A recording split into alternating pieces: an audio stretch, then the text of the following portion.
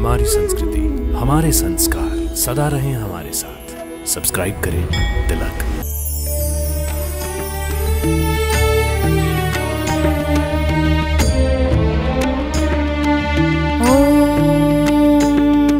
शुक्लांबरधरं विष्णुं शशिवर्णं चतुर्भुजं प्रसन्नवदनं ध्यायेत् सर्वविघ्नोपशान्तये। यस्य द्विरदवक्त्राद्याः पारिषद्याः परशतं विघ्नं निघ्नन्ति सततं विश्वक्सेनं तमाश्रये। व्यासं वसिष्ठनप्तारं शक्ते पौत्रं कल्मषं पराशरात्मजं वन्दे शुकतातं तपोनिधिं। व्यासाय विष्णुरूपाय व्यासरूपाय विष्णवे नमो वै ब्रह्मनिधये वासिष्ठाय नमो नमः। अविकाराय शुद्धाय नित्याय परमात्मने सदैकरूपरूपाय विष्णवे सर्वजिष्णवे। यस्य स्मरणमात्रेण जन्म संसारबन्धनात् विमुच्यते नमस्तस्मै विष्णवे प्रभविष्णवे। ॐ नमो विष्णवे प्रभविष्णवे। श्रीवैशम्पायन उवाच श्रुत्वा धर्मानशेषेण पावनानि च सर्वशः युधिष्ठिरः शान्तनवं पुनरेवाभ्यभाषत। युधिष्ठिर उवाच किमेकं दैवतं लोके किं वाप्येकं परायणं स्तुवन्तः कं कमर्चन्तः प्राप्नुयुर्मानवाशुभं। को धर्मः सर्वधर्माणां भवतः परमो मतः किं जपन्मुच्यते जन्तुर्जन्म संसारबन्धनात्। श्रीभीष्म उवाच जगत्प्रभुं देवदेवम् अनन्तं पुरुषोत्तमं स्तुवन्नाम सहस्रेण पुरुषः सततोत्थितः। तमेव चार्चयन्नित्यं भक्त्या पुरुषं व्ययं ध्यायन् स्तुवन्नमस्यश्च यजमानस्तमेव च। अनादिनिधनं विष्णुं सर्वलोकमहेश्वरं लोकाध्यक्षं स्तुवन्नित्यं सर्वदुःखातिगो भवेत्। ब्रह्मण्यं सर्वधर्मज्ञं लोकानां कीर्तिवर्धनं लोकनाथं महद्भूतं सर्वभूतभवोद्भवम्। एष मे सर्वधर्माणां धर्मोऽधिकतमो मतः यद्भक्त्या पुण्डरीकाक्षं स्तवैरचेन्नरः सदा। परमं यो महत्तेजः परमं यो महत्तपः परमं यो महद्ब्रह्म परमं यः परायणं। पवित्राणां पवित्रं यो मङ्गलानां च मङ्गलं दैवतं दैवतानां च भूतानां यो व्यः पिता। यतः सर्वाणि भूतानि भवन्त्यादियुगागमे यस्मिंश्च प्रलयं यान्ति पुनरेव युगक्षये। तस्य लोकप्रधानस्य जगन्नाथस्य भूपते विष्णोर्नाम सहस्रं मे शृणु पापभयापहम्। यानि नामानि गौणानि विख्यातानि महात्मनः ऋषिभिः परिगीतानि तानि वक्ष्यामि भूतये। ऋषिर्नाम्नां सहस्रस्य वेदव्यासो महामुनिः छन्दोनुष्टुप् तथा देवो भगवान् देवकीसुतः। अमृतांशुब्धवो बीजं शक्तिर्देवकीनन्दनः त्रिसामाहृदयं तस्य शान्त्यर्थे विनियुज्यते। विष्णुं जिष्णुं महाविष्णुं प्रभविष्णुं महेश्वरम् अनेकरूपदैत्यान्तं नमामि पुरुषोत्तमम्। अस्य श्रीविष्णोर्दिव्यसहस्रनामस्तोत्रमहामन्त्रस्य श्रीवेदव्यासो भगवान् ऋषिः अनुष्टुप्छन्दः। श्रीमहाविष्णुः परमात्मा श्रीमन्नारायणो देवता अमृतांशोद्भवो भानुरीति बीजं देवकीनन्दनः स्रष्टेति शक्तिः उद्भवक्षोभणो देव इति परमो मन्त्रः। शङ्खभृन्नन्दकी चक्रीति कीलकं शारङ्गधन्वा गदाधर इत्यस्त्रं रथाङ्गपाणि रक्षोभ्य इति नेत्रम् त्रिसामासामगः सामेति कवचम् आनन्दं परब्रह्मोति योनिः ऋतुः सुदर्शनः काल इति दिग्बन्धनः श्रीविश्वरूप इति ध्यानम् श्रीमहाविष्णुप्रीत्यर्थे सहस्रनाम जपे विनियोगः ध्यानम् क्षीरोदन्वत्प्रदेशे शुचिमणिविलसत्सैकते मौक्तिकानां माला क्लुप्तासनस्थः स्फटिकमणिनिभैर्मौक्तिकैर्मण्डिताङ्गः शुभ्रैर्भैरद्भैरुपरिविरचितैर्मुक्तपीयूषवर्षे आनन्दीनः पुनीयादरिनलिनगदाशङ्खपाणिर्मुकुन्दः भूः पादौ यस्य नाभिर्वियदसुरनिलश्चन्द्रसूर्यौ च नेत्रे कर्णावासाः शिरोद्यौर्मुखमपि दहनो यस्य वास्तेयमब्धिः अन्तस्थं यस्य विश्वं सुरनरखगोभोगि गन्धर्वदैत्यैः चित्रं रम्यते तं त्रिभुवनवपुषं विष्णुमीशं नमामि। ॐ नमो भगवते वासुदेवाय। शान्ताकारं भुजगशयनं पद्मनाभं सुरेशं विश्वाकारं गगनसदृश्यं मेघवर्णं शुभाङ्गं लक्ष्मीकान्तं कमलनयनं योगीहृद्ध्यानगम्यं वन्दे विष्णुं भवभयहरं सर्वलोकैकनाथं मेघश्यामं पीतकौशेयवासं श्रीवत्साङ्कं कौस्तुभोद्भासिताङ्गं पुण्योपेतं पुण्डरीकायताक्षं विष्णुं वन्दे सर्वलोकैकनाथं नमः समस्तभूतानामादिभूताय भूभृते अनेकरूपरूपाय विष्णवे प्रभविष्णवे सशङ्खचक्रं सकिरीटकुण्डलं सपीतवस्त्रं सरसीरुहेक्षणं सहारवक्षस्थलशोभिकौस्तुभं नमामि विष्णुं शिरसा चतुर्भुजम् छायायां पारिजातस्य हेमसिंहासनोपरि आसीनमम्बुदश्याममायताक्षम् अलङ्कृतम् चन्द्राननं चतुर्बाहुं श्रीवत्साङ्कितवक्षसं रुक्मिणी सत्यभामाभ्यां सहितं कृष्णमाश्रये। ॐ विश्वं विष्णुर्वषट्कारो भूतभव्यभवत्प्रभुः भूतकृद्भूतभृद्भावो भूतात्मा भूतभावनः भूतात्मा परमात्मा च मुक्तानां परमा गतिः अव्ययः पुरुषः साक्षी क्षेत्रज्ञोऽक्षर एव च योगो योगविदां नेता प्रधान पुरुषेश्वरः नारसिंह वपुः श्रीमान् केशवः पुरुषोत्तमः सर्वशर्वशिवस्थाणो भूतादिर्निधिरव्ययः सम्भवो भावनो भर्ता प्रभवः प्रभुरीश्वरः स्वयंभुः शम्भुरादित्यः पुष्कराक्षो महास्वनः अनादिनिधनो धाता विधाता धातुरुत्तमः अप्रमेयो ऋषिकेशः पद्मनाभोऽमरप्रभुः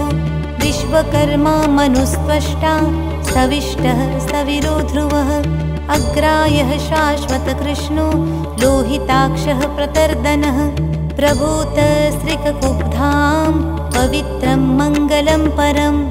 ईशानप्राणदप्राणो ज्येष्ठश्रेष्ठप्रजापतिः हिरण्यगर्भो भूगर्भो माधवो मधुसूदनः ईश्वरो विक्रमी धन्वी मेधावी विक्रमक्रमः अनुत्तमो दुराधर्षः कृतज्ञः कृतिरात्मवान् सुरेश शरणं शर्म विश्वरेता प्रजाभवः अह संवत्सरो व्यालः प्रत्ययः सर्वदर्शनः अजः सर्वेश्वरः सिद्धः सिद्धिः सर्वादिरच्युतः वृषा कपिरमेयात्मा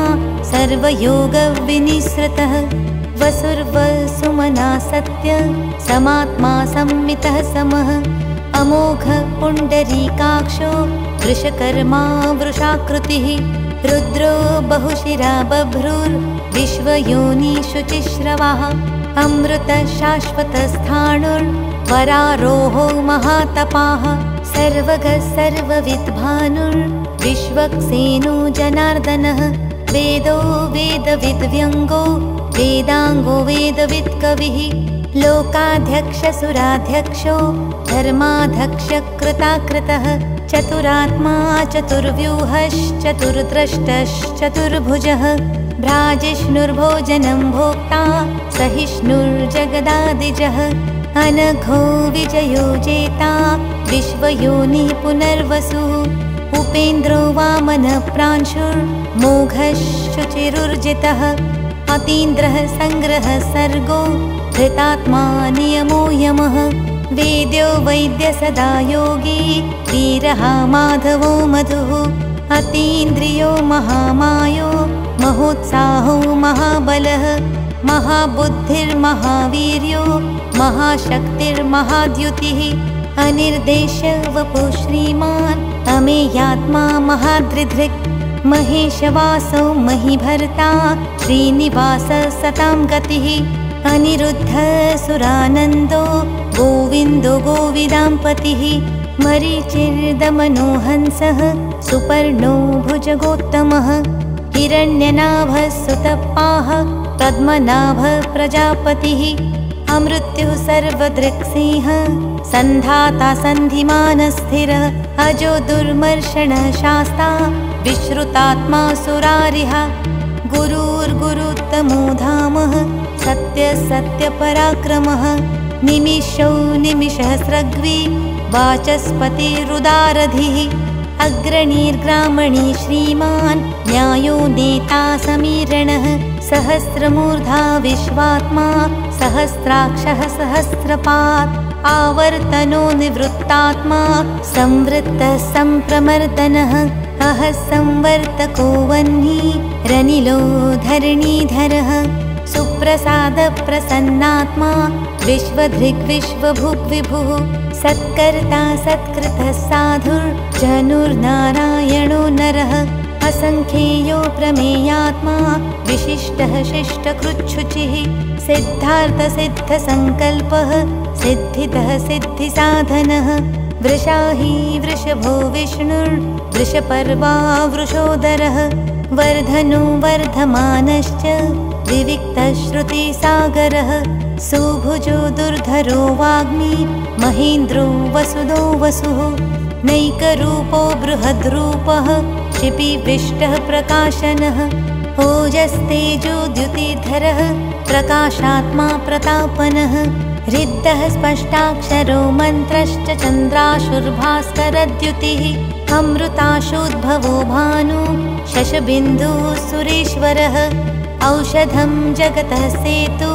सत्यधर्मपराक्रमः भूतभव्यभवन्नाथः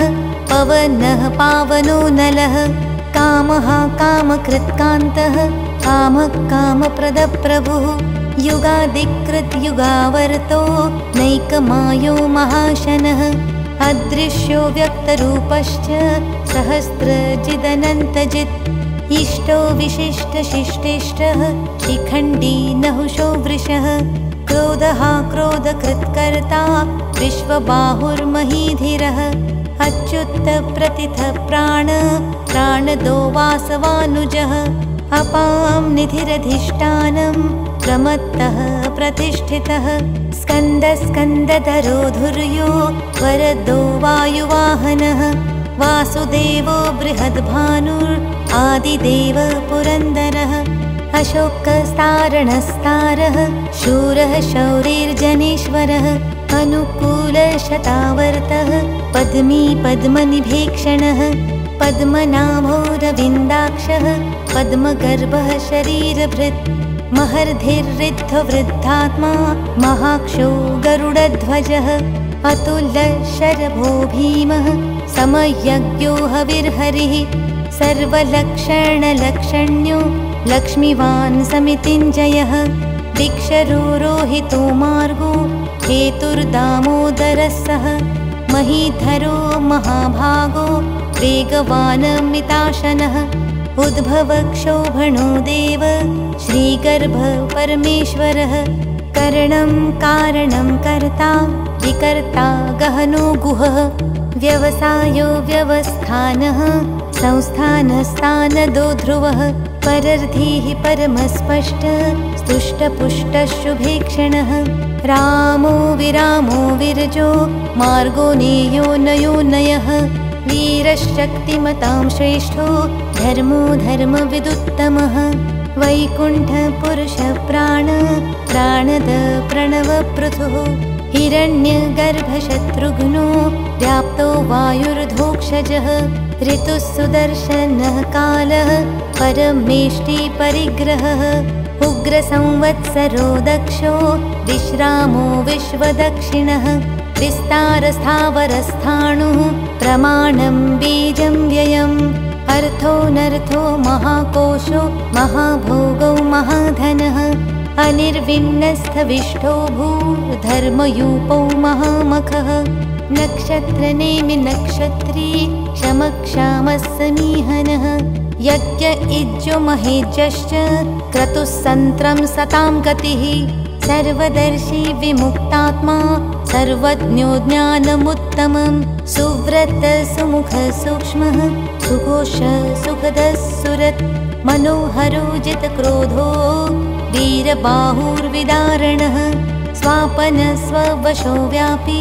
नैकात्मानैककर्मकृत् वत्सरो वत्सलो वत्सी रत्नगर्भो धनेश्वरः धर्मगुप्धर्मकृद्धर्मी सदत्सत्क्षरमक्षरम् अविज्ञाता सहस्रांशुर्विधाता कृतलक्षणः गभस्तिनेमिः सत्त्वस्थः सिंहो भूतमहेश्वरः आदिदेवो महादेवो देवेषु देवभृद्गुरुः उत्तरो गोपतिर्गोप्ता ज्ञानगम्य पुरातनः शरीरभूतभृद्भोक्ता कपीन्द्रो भूरि दक्षिणः सोमपौमृतपः सोमः पुरुजित्पुरुसत्तमः विनयो जयः सत्यसन्धो दाशार्हः सात्वतां पतिः जीवो विनयिता साक्षी मुकुन्दो मितविक्रमः अम्भो निधिरनन्तात्मा महोदधीशयोऽन्तकः अजो महारस्वाभाव्यो जितामित्रः प्रमोदनः आनन्दो नन्दनो नन्दः सत्यधर्मात्रिविक्रमः महर्षि कपिलाचार्यः कृतज्ञो मेदिनीपतिः त्रिपदस्त्रिदशाध्यक्षो महाशृङ्गकृतान्तकृत् महावराहो गोविन्दः सुषेणः कनकाङ्गदी गुह्यो गभीरो गहनो गुप्तश्चक्रगदाधरः वेदास्वाङ्गो जितकृष्णो दृढसङ्कर्षणोच्युतः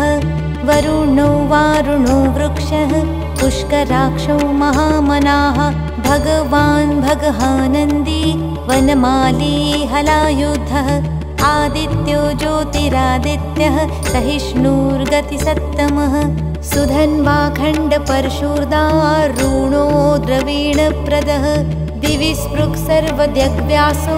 वाचस्पतिरयो निजः त्रिसामासामगः साम निर्वाणं भेषजम्भिषक् सन्न्यासकृच्छमः शान्तो निष्ठा शान्तिः परायणं शुभाङ्गशान्तिदः स्रष्टा कुमुद कुवलेशयः गोहितो गोपतिर्गोप्ता वृषभाक्षो वृषप्रियः अनिवर्ति निवृत्तात्मा संक्षेप्ता क्षेमकृच्छिवः श्रीवत्सवक्षा श्रीवासः श्रीपतिः श्रीमतांवरः श्रीदश्रीशः श्रीनिवास श्रीनिधि श्रीविभावनः श्रीधर श्रीकर श्रेयः श्रीमान् लोकत्रयाश्रयः स्वक्षस्वङ्गशतानन्दो नन्दिर्ज्योतिर्गणेश्वरः विजितात्मा विधेयात्मा सत्कीर्तिश्छिन्न संशयः उदीर्णः सर्वतश्चक्षुर्नीश शाश्वतस्थिरः भूषयो भूषणो भूतिर्विशोकशोकनाशनः अर्चिष्मानर्चितकुम्भो विशुद्धात्मा विशोधनः अनिरुद्धो प्रतिरथः प्रद्युम्नो मितविक्रमः कालनेमी निहावीरः शौरिः शूरजनेश्वरः त्रिलोकात्मा त्रिलोकेशः केशवः केशिहा हरिः कामदेव कामपालः कामिकान्तः कृतागमः अनिर्देश्य वपुर्विष्णुर्वीरोऽनन्तो धनञ्जयः ब्रह्मण्यो ब्रह्मकृद्ब्रह्मा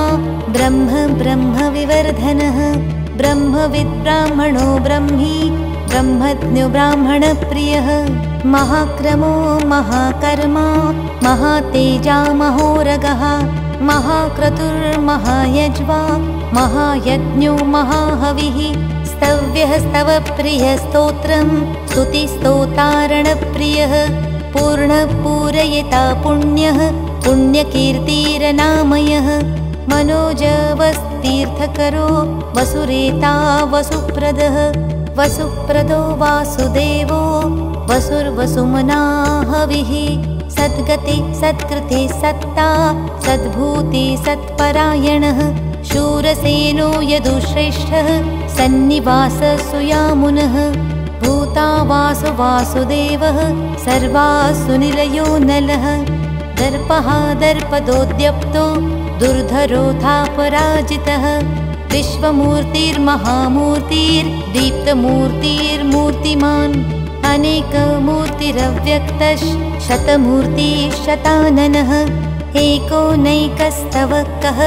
किं यत्तत्पद्मनुत्तमं लोकबन्धुर्लोकनाथो माधवो भक्तवत्सलः सुवर्णवर्णो हेमाङ्गो वराङ्गश्चन्दनाङ्गदी वीरः विषमशून्यो घृताशीरचलशलः अमानीमानदो मान्यो लोकस्वामी त्रिलोकधृत् सुमेधा मेधजो धन्यः सत्यमेधाधराधरः तेजो वृषोद्युतिधरः सर्वशस्त्रभृतांवरः प्रग्रहो निग्रहो व्यग्रो नैकशृङ्गो गदाग्रजः चतुर्मूर्तिश्चतुर्बाहुश्चतुर्व्यूहश्चतुर्गतिः चतुरात्मा चतुर्वेदविदेकपात् समावर्तो निवृत्तात्मा दुर्जयो दुरतिक्रमः दुर्लभो दुर्गमो दुर्गो दुरावासो दुरारिहा शुभाङ्गो लोकसारङ्गः सुतं तुस्तं तु वर्धनः इन्द्रकर्मा महाकर्मा कृतकर्मा कृतागमः उद्भव सुन्दरः सुन्दो रत्ननाभ सुलोचनः अर्को वाजसनः शृङ्गी जयन्तः सर्वविजयी सुवर्णबिन्दुरक्षोभ्यः सर्ववागीश्वरेश्वरः महारेदो महागर्तो महाभूतो महानिधिः कुमुदकुन्दरकुन्द पर्जन्यपावनो निलः अमृताशोऽमृतवपुः सर्वज्ञ सर्वतोमुखः सुलभः सुव्रतः सिद्धः शत्रुजिच्छत्रुतापनः न्यग्रोद्धोदुम्बरोऽश्वत्थश्चाणुरान्ध्रनिषूदनः सहस्रार्चिः सप्तजिह्नः सप्तैधा सप्तवाहन अमूर्तिरनघोचिन्त्यो भयकृद्भयनाशनः अणुर्बृहत् कृशस्थूलो गुणभृन्निर्गुणो महान् अधृतस्वधृतः स्वास्यः प्राग्वंशो वंशवर्धनः भारभृत्कथितो योगी योगीशः सर्वकामदः आश्रमश्रमणक्षामः सुपर्णो वायुवाहनः धनुर्धरो धनुर्वेदो दण्डो दमयिता दमः अपराजितः सर्वसहो नियन्ता नियमो यमः सत्त्ववान् सात्विकः सत्यः सत्यधर्मपरायणः अभिप्रायप्रियारोहः प्रियत्कृत्प्रीतिवर्धनः विहाय सगतिर्ज्योतिः सुरुचिर्हुतभुग्विभुः रविरविरोचनः सूर्यः सविता रविलोचनः अनन्तो हुतभुग्भोक्ता सुखदो नैकजोग्रजः अनिर्विण्णः सदामर्षि लोकाधिष्ठानमद्भुत सनातनतमः कपिलः कपिरव्ययः स्वस्तिदः स्वस्तिकृत् स्वस्ति स्वस्ति भुक् स्वस्ति दक्षिणः अरौद्रः कुण्डली चक्री विक्रम्यूर्जितशासनः शब्दातिगः शब्दसः शिशिर शर्वरीकरः अक्रूरपेशलो दक्षो दक्षिणक्षमीणावरः विद्वत्तमो वीतभयः पुण्यश्रवणकीर्तनः उत्तारणो दुष्कृतिः पुण्यो दुःस्वप्नाशनः वीरः रक्षणः सन्तो जीवनपर्यवस्थितः अनन्तरूपोऽनन्तश्री चितमन्युर्भयापहः चतुरश्रो गभीरात्मा विदिशो व्यादिशो दिशः अनादिर्भूर्भुवो लक्ष्मीः सुवीरो रुचिराङ्गदः जननो जनजन्मादिर्भीमो भीमपराक्रमः आधारनीलयो धाता पुष्पहासः प्रजागरः ऊर्ध्वगः सत्पथाचार प्राणदः प्रणवपणः प्रमाणं प्राणनीलयः प्राणभृत् प्राणजीवनः तत्त्वं तत्त्वविदेकात्मा जन्म मृत्युजरातिगः भूर्भुवस्वस्तरुस्तारः सविता प्रपितामहः यज्ञो यज्ञप्रतिर्यज्वा यज्ञाङ्गो यज्ञवाहनः यज्ञभृद्यज्ञकृद्यग्नि यज्ञभुग्यज्ञसाधनः यज्ञान्तकृद्यज्ञगुह्य मन्नमन्नाद एव च आत्मयोनि स्वयं जातो वैखानः सामगायनः देवकी नन्दनस्रष्टा क्षितिशः पापनाशनः शङ्खभृन्नन्दकी चक्री शारङ्गधन्वा गदाधरः रथाङ्गपाणिरक्षोभ्यः सर्वप्रहरणायुधः सर्वप्रहरणायुधः ॐ नमः इति वनमाली गदीशाङ्गी शङ्खी चक्री च नन्दकी श्रीमान्नारायणो विष्णुर्वासुदेवोऽभिरक्षतु श्रीवासुदेवोऽभिरक्षतु ॐ नमः इति उत्तरपीठिका श्रीभीष्म उवाच इतीदं कीर्तनीयस्य केशवस्य महात्मनः नाम्नां सहस्रं दिव्या नामशेषेण प्रकीर्तितं य इदं शृणुयान्नित्यं यश्चापि परिकीर्तयेत् नाशुभं प्राप्नुयात् किञ्चित् सोमुत्रेह च मानवः वेदान्तगो ब्राह्मणस्यात् क्षत्रियो विजयी भवेत् वैशोधनसमृद्धस्यात् शूद्रः सुखमवाप्नुयात् धर्मार्थी प्राप्नुयात् धर्मम् अर्थार्थी चार्थमाप्नुयात् कामानवाप्नुयात् कामी प्रजार्थी प्राप्नुयात् प्रजाम् भक्तिमान्यः सदोत्थाय शुचिस्तद्गतमानसः सहस्रं वासुदेवस्य नाम्नामेत प्रकीर्तयेत् यश प्राप्नोति विपुलं याति प्राधान्यमेव च अचलां श्रियमाप्नोति श्रेयः प्राप्नोत्यनुत्तमं न भयं क्वचिदाप्नोति वीर्यं तेजश्च विन्दति भवत्यरोगोद्युक्तिमान् बलरूपगुणान्वितः रोगार्तो मुच्यते रोगात् बद्धो मुच्येत बन्धनात् भयान् मुच्येत भीतस्तु मुच्येतापन्न आपदः दुर्गाण्यतितरत्याशु पुरुषः पुरुषोत्तमं स्तुवन्नाम सहस्रेण नित्यं भक्तिः समन्वितः वासुदेवाश्रयो मर्त्यो वासुदेवपरायणः सर्वपापविशुद्धात्मा याति ब्रह्म सनातनं न वासुदेवभक्तानां शुभं विद्यते क्वचित् जन्म मृत्युजरा व्याधि भयं नैवोपजायते इमं स्तवं धिया नः श्रद्धा भक्तिसमन्वितः युज्येता स्थिरात्मा सुखक्षान्ति श्रीधृतिस्मृतिकीर्तिभिः न क्रोधो न च मात्सर्यं न लोभो नाशुभा मतिः भवन्ति कृतपुण्यानां भक्तानां पुरुषोत्तमे द्यौसचन्द्रार्कनक्षत्रं खं दिशो भूर्मुहो दधिः वासुदेवस्य वीर्येण विधृतानि महात्मनः ससुरासुरगन्धर्वं स यक्षोरगराक्षसं जगद्वशे वर्ततेदं कृष्णस्य सचराचरम् इन्द्रियाणि मनोबुद्धिस्सत्त्वं तेजो बलं धृतिः वासुदेवात्मकान्याहुः क्षेत्रं क्षेत्रज्ञ एव च सर्वागमानामाचारः प्रथमं परिकल्पितः आचारप्रभवो धर्मो धर्मस्य प्रभुरच्युतः ऋषय पितरो देवा महाभूतानि धातवः जङ्गमाजङ्गमं चेदं जगन्नारायणोद्भवं